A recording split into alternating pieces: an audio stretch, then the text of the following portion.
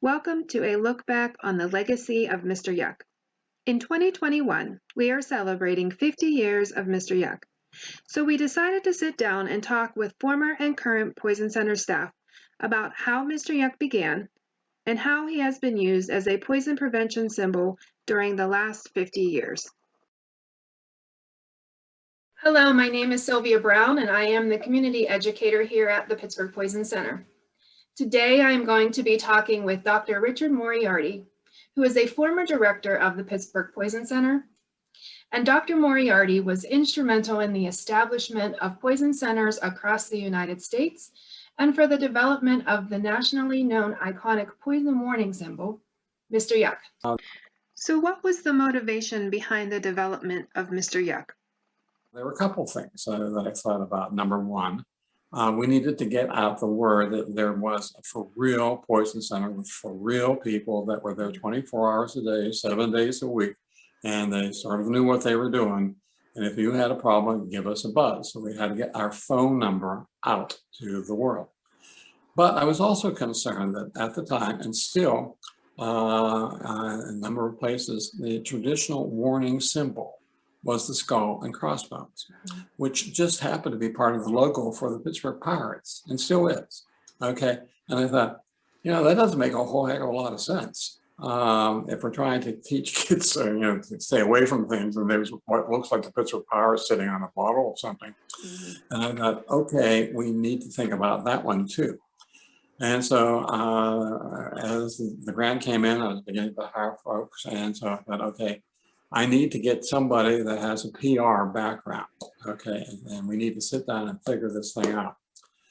And the first thought was, well, let's see how kids see poisons.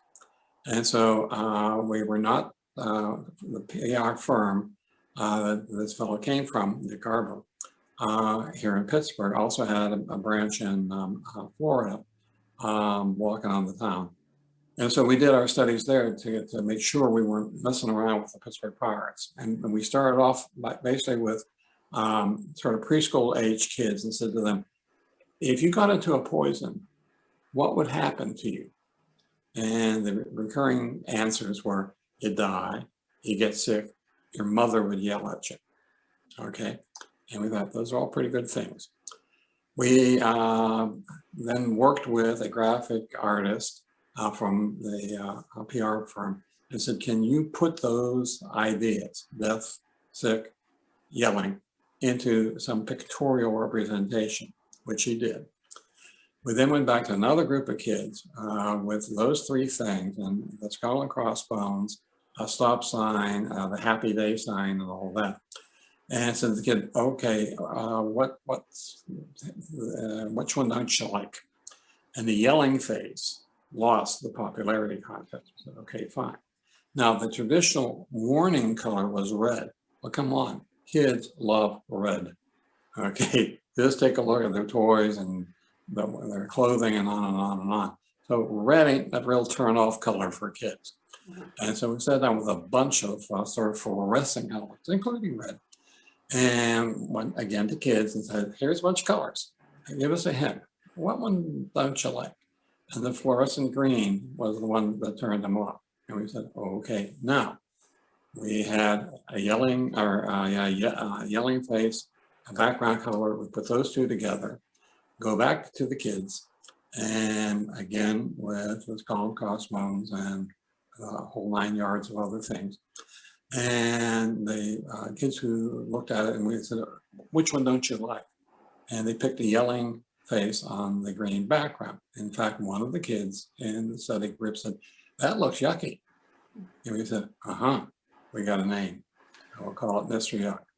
But every Mr. Yuk sticker, and I hope it's still true, carried the telephone number of a poison center, because we never claimed that it was going to keep every kid from getting into trouble. It's not going to do that. Childproof packaging doesn't always keep every kid from getting into that package. And I served on the committee, the CDC, the Food and Drug that brought you childproof packaging. I was one of the people that brought you those that you can't open. The kid can't, but you can.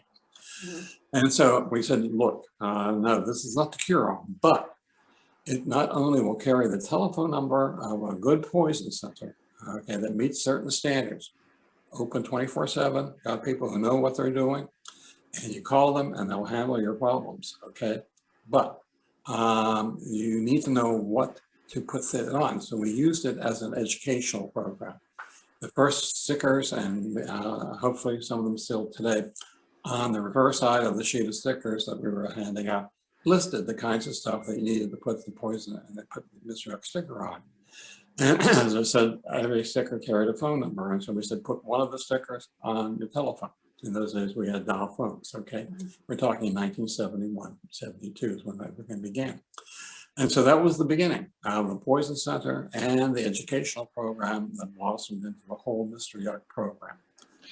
Well, so let's talk a little bit about Mr. Yuck. You mentioned that he was originally developed for community education. What was the response from the community to Mr. Yuck? Dynamite. Just absolute dynamite. We were fortunate enough to now be getting some more grants, and we did a TV commercial. Okay, we had both a 30-second and a 60-second one, and that first commercial really was put together well. There was a second one, and that was put together even better. And the first thing I saw, well, I came into work on Monday, and my secretary said, we're getting all kinds of phone calls. I said, yeah, why? Didn't you watch the Super Bowl? I said, yeah. Well, didn't you see our commercial? As a public service announcement, our 30-second commercial was shown during the Super Bowl that year. Now, even in those days, it cost an arm and a leg to get on, that kind of deal, and it was done for nothing, okay, because it made sense, it was done well, and people wanted to sort of show off what was going on in Pittsburgh, which is fine by me. So we had, right from the very beginning, tons of support. When we began then to produce education programs for teachers, okay, I still run into, and they're still going on, okay. I'm sure, I know that you have a package of stuff that for teachers, okay, to do their thing, and they do their thing, okay. You see they're still doing that. And they love doing that. Over the years, I've heard tons of stories from teachers that, so when they figure out that, I was the one that sort of got the whole thing going, thanking me. Okay, I said, now you shouldn't be thanking me, I'm thanking you, because you're doing the trench work. You're out there, okay, spreading the word. And the word continues to be spread. It does have a life of its own. And I'm delighted that there's still poison centers around the country that are using it. As things moved into having a universal number for poison centers, that makes perfect sense. We obviously could have done that in 1971, or really during my stay at the Poison Center as director of it until '83. So yeah, they've gone with the flow of technology and that sort of thing. So yeah, that's good. I'm all in favor of it. So let's do a couple of fun questions. What is one of your fondest memories of your time at the Pittsburgh Poison Center? There's just been so many things. I guess the thing that still touches me is just to run into people who know that I sort of began the whole thing, and they're thanking me for doing it. And I said, you got a hell of a lot of people, other people to thank too. There are an awful lot of people who are willing to go on a crazy ride with Crazy Moriarty and see what happens. That has been the quote fun part of the whole thing. That they're just people that are willing to do their all, particularly the folks that answer the phones. They're there for a long time, sometimes through the night and everything else. And so it's really all the people that I worked with over the years. some of whom are still, around and are friends. Um, I have a lot of very pleasant memories. Good, Lots. good, good. All right, last question. What legacy do you hope to have left? Well, I hope that Mr. York continues. I think it will. I think it's been ingrained in the psyches and minds of people. And so I think there's a willingness to continue education programs, particularly the teachers are so dedicated to these things. So I think as long as there's stickers floating around, there'll be educational programs. So I think that will continue. Obviously, I think having set a bit of a blueprint for what a poison center should be will continue to carry on. Because I can't imagine any other way that it can operate. Yeah, we've gotten better at getting information, and the whole field of medical toxicology has expanded tremendously. We were flying by the seat of our pants back in the 70s. That's going to continue to expand. Well, Dr. Moriarty, thank you so much for joining me today to talk and to help us to celebrate 50 years of Mr. Yuck. Well, I was 7 years old when I started the program. That's odd. Hello, my name is Sylvia Brown, and I am the community educator here at the Pittsburgh Poison Center. Today, I am going to be talking with Dr. Edward Krenzelak, who is a former director of the Pittsburgh Poison Center and the Drug Information Center at the University of Pittsburgh Medical Center. How are you today, Dr. Krenzelak? I'm very well, thank you, and it's great to celebrate 50 years of the Pittsburgh Poison Center and Mr. Yuck. So what do you remember about the early years of Mr. Yuck? Back in the beginning, people were enthralled by the Mr. Yuck jingle, and hopefully you found a copy of that. Mr. Yuck is mean, Mr. Yuck is green, home is full of lots of things children should not touch, and so on. But that was a very catchy jingle that attracted people. And I remember when I lived when I was director of the Poison Center in Minnesota, woke up in the middle of the night one time, my television was on, and I heard, "Mwah," and it was the Mr. Yuck jingle at 3 in the morning, prime time. So how did the focus move towards poison prevention education? The Institute of Education Communications was developed, and that was sort of an offshoot of the Poison Center, but under a separate budget center at Children's Hospital. And they, under the leadership of Dick Garber, developed lots of the poison education materials that we used in Pittsburgh and that were used across the country and throughout the world, for that matter. And that was a very important group because it took a lot of burden away from us from an education standpoint. And we didn't have an educator like you at that point in time. So my education was, yes, I went out and did lots of talks. I went to schools, I went to hospitals, I went everywhere and did tons and tons of media to promote the Poison Center and so on. Well, since we are celebrating 50 years of Mr. Yuck, let's talk a little bit about Mr. Yuck. So how exactly did the Pittsburgh Poison Center utilize Mr. Yuck as an educational tool? Well, we used it, again, materials. All our member hospitals every year would receive free 1,000 sheets of Yuck stickers and hundreds of brochures. And we sent out mass mailings to all of our member hospitals free of charge. And they were largely responsible for distributing materials in their emergency departments and pediatric clinics and so on. Then we would send out mailings to schools.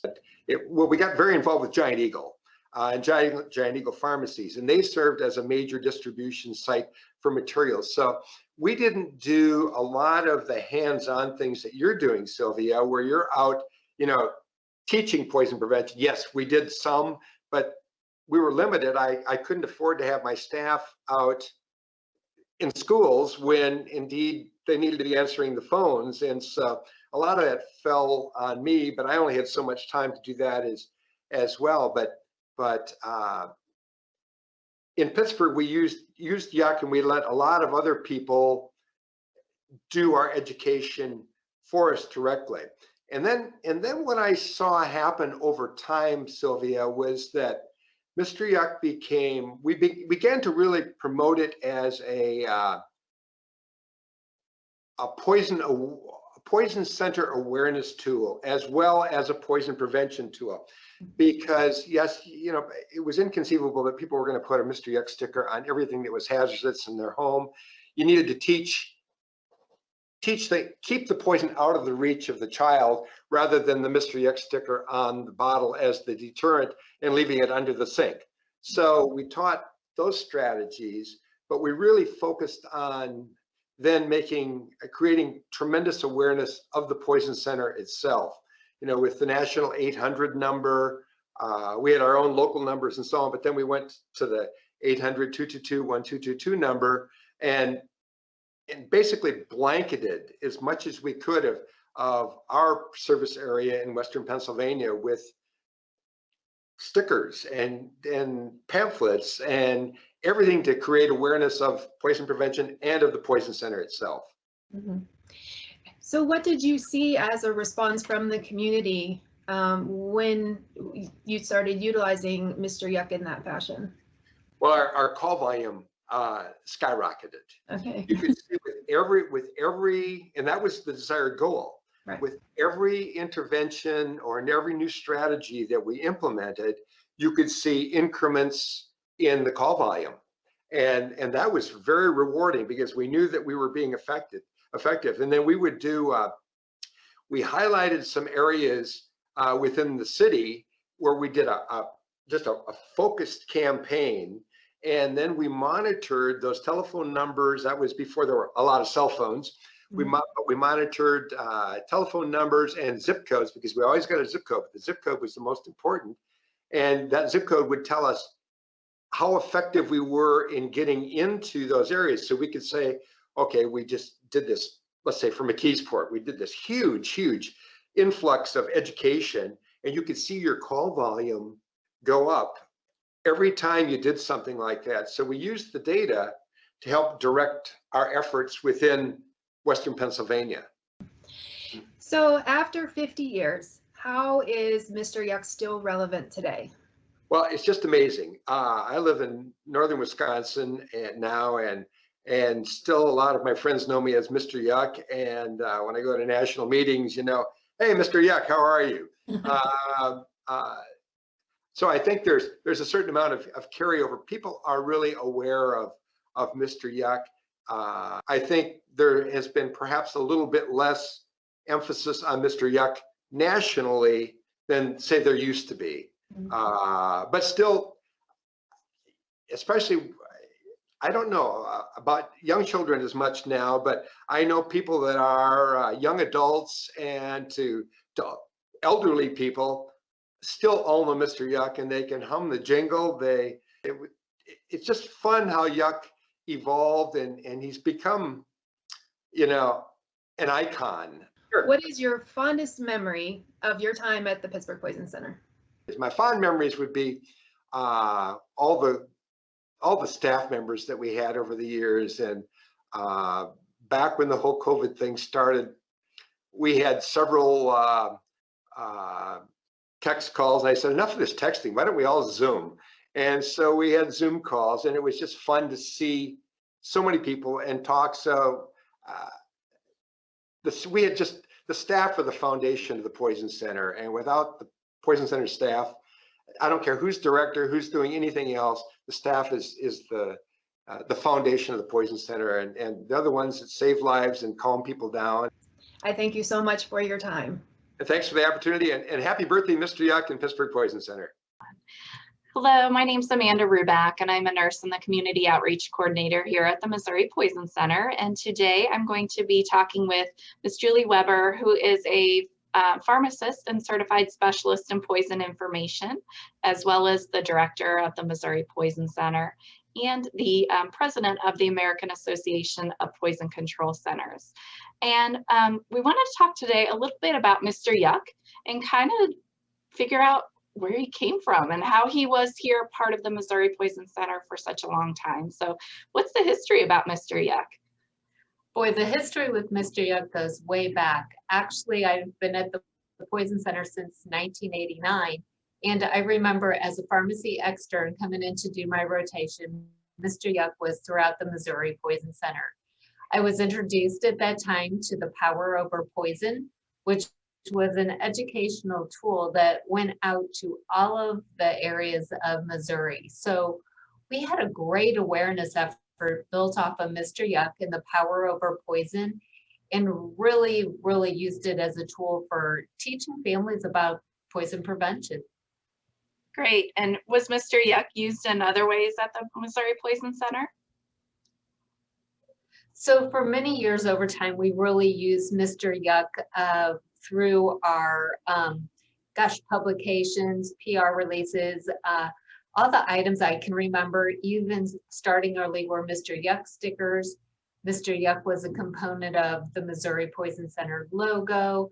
He was on all of our brochures going out, and he really was a symbol that we used to really say Mr. Yuk means no. We even had t-shirts made. We were the Poison Prevention Treatment Center, and Mr. Yuk was around. These were sold in our gift shop. We had a poster contest, still do. It started in '89, and Mr. Yuk was the highlight of that contest. And students would learn about him, take it home to the families and teach them. And their artwork and renditions of Mr. Yuk over the years have been some of our favorites, that we even keep the pictures, just like in my office here. Yeah, I see that great picture behind you. And I remember one of the students actually made a Mrs. Yuk to go along with the Mr. Yuk face in one of her posters. So they definitely get creative with Mr. Yuk and like to see that as a picture or a symbol of poison prevention. So how did the public in general react to Mr. Yuk? Was it good, bad? What did we see? So, boy, the public has loved Mr. Yuk. I remember about 12 years ago, we were trying to fully enforce going to our own Poison Center logo and not a Poison Help. And the citizens of Missouri, every county out there, really did not want to see Mr. Yuk go away. So we've kind of toned him down in our stickers, but we cannot ever get rid of Mr. Yuk. He's an iconic figure that has been a part of our center and our education outreach. And really those children of the 70s and 80s who were taught Mr. Yuk have now, they want to use him to teach their children. So it just really goes to show what an amazing like public service announcements, program outreach. It was really done correctly and done so well that it's going to leave a lasting impression on many people. Yeah, it's definitely stood the test of time, and 50 years now with Mr. Yuk. It's his 50th birthday this year. So a great way to continue the poison prevention message and to teach kids and others, you know, if you see Mr. Yuk means no. So do you have anything else you want to share with us about Mr. Yuk? Boy, just happy birthday, Mr. Yuk. And we will always use him in some type of form or fashion within the center, because I think he's going to be around for a long time for people to really remember and to utilize as Mr. Yuk means no, stay away. Thank you. Thanks very much for joining us.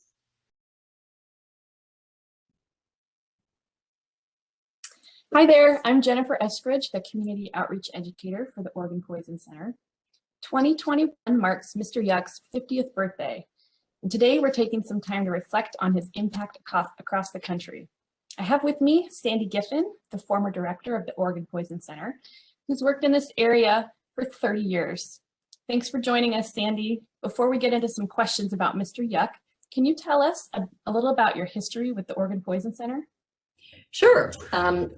First of all, I'd like to wish Mr. Yuk a happy birthday. And actually, my familiarity with Mr. Yuk predated my starting at the Poison Center. I started my professional career as a pediatric nurse in a children's hospital up in Washington. And that hospital had a small poison center, which basically was a closet with microfiche, and they used Mr. Yuk. So I was familiar as a nurse of using Mr. Yuk and talking to young kids about poison prevention.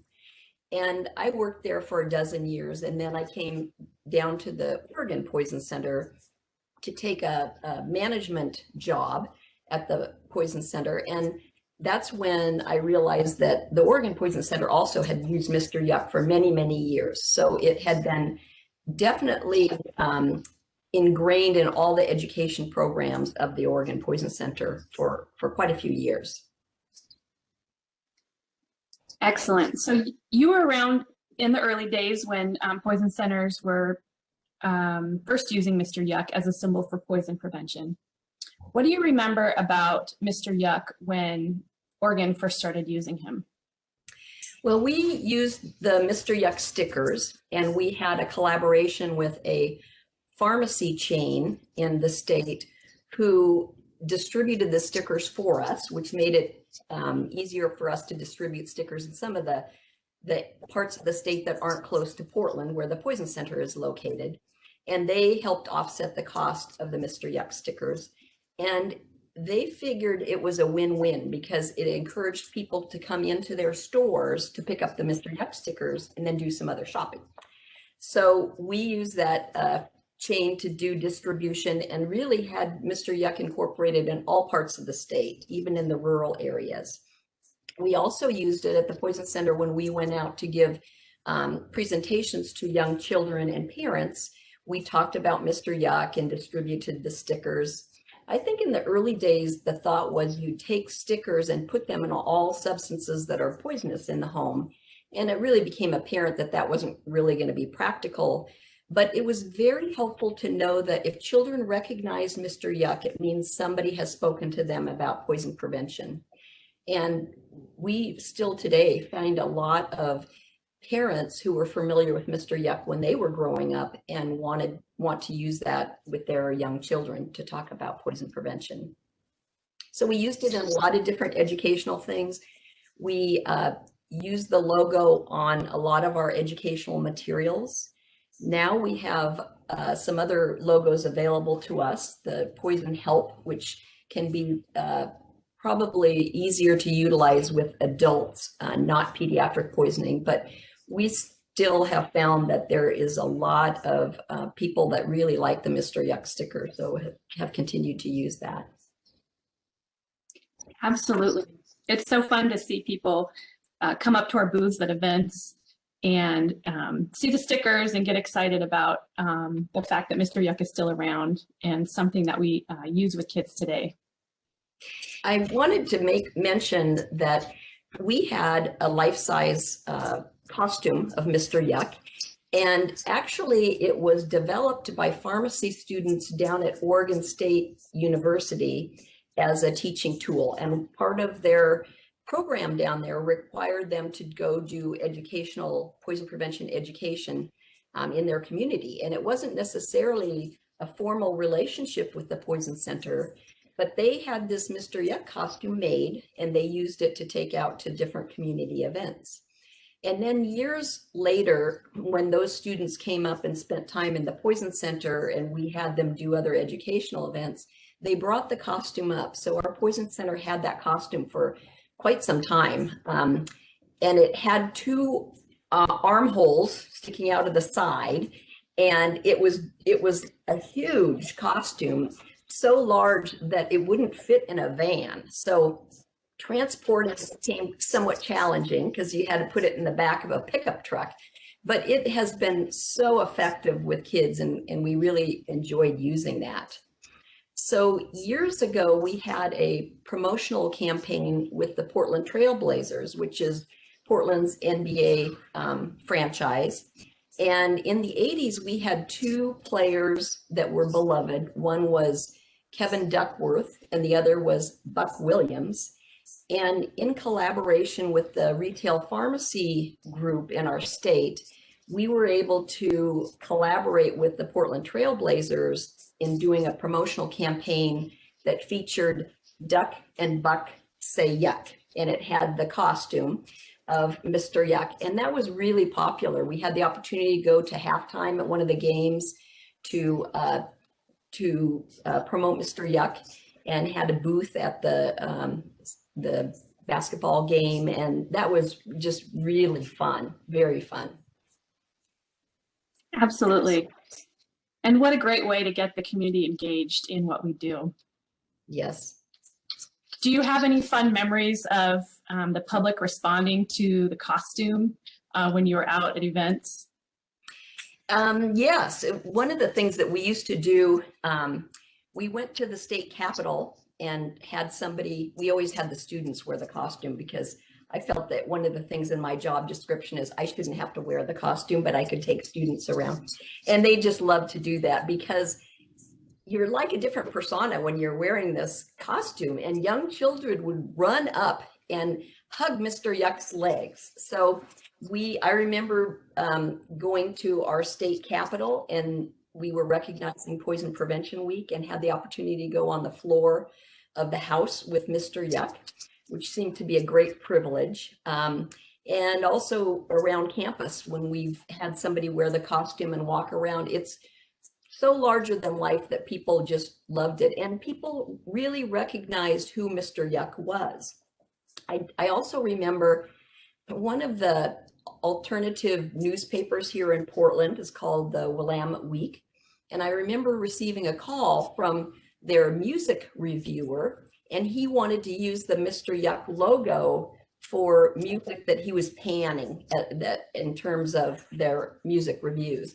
Now, clearly that is a violation of what the intent of Mr. Yuck was. And we always had to be pretty protective of how the Mr. Yuck image is used. But I thought what it represented is here was this music reviewer of, an adult was so familiar with Mr. Yuck and wanted to utilize it. So I think that's reflective of just the number of people that are familiar with Mr. Yuck really shows how effective that image has been as a tool through generations now. Absolutely, it's such a testament. Mm-hmm. Sandy, do you have any other favorite memories of Mr. Yuck that you'd like to share? Well, we had a poster contest, I think a lot of poison centers have. And in the early days, a lot of the poster contests were surrounding use of Mr. Yuck. And we had so many very creative posters over the years of Mr. Yuck. Some of them replicating famous artists, famous painters, like Salvador Dali with a slumped Mr. Yuck. Now, obviously, whatever student it was that submitted that poster, probably their parents were artists or art teachers or something. So I think they had a little help, but very creative. And that had always been a real fun event too. That's so great. And this year, again, a poster contest is happening nationally, as well as a video contest for older kids. So we continue to see that creativity come to life and spread the message of Mr. Yuck.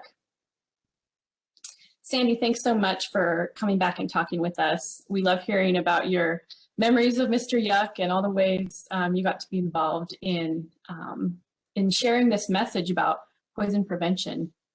And Mr. Yuck has always been a great opportunity for us, and it actually opened the door to allow us to go to talk to parents and young children about poison prevention, because he's been a somewhat beloved figure and certainly well recognized. So I would once again like to honor Mr. Yuck on his birthday, and he's served us well in the Poison Center world.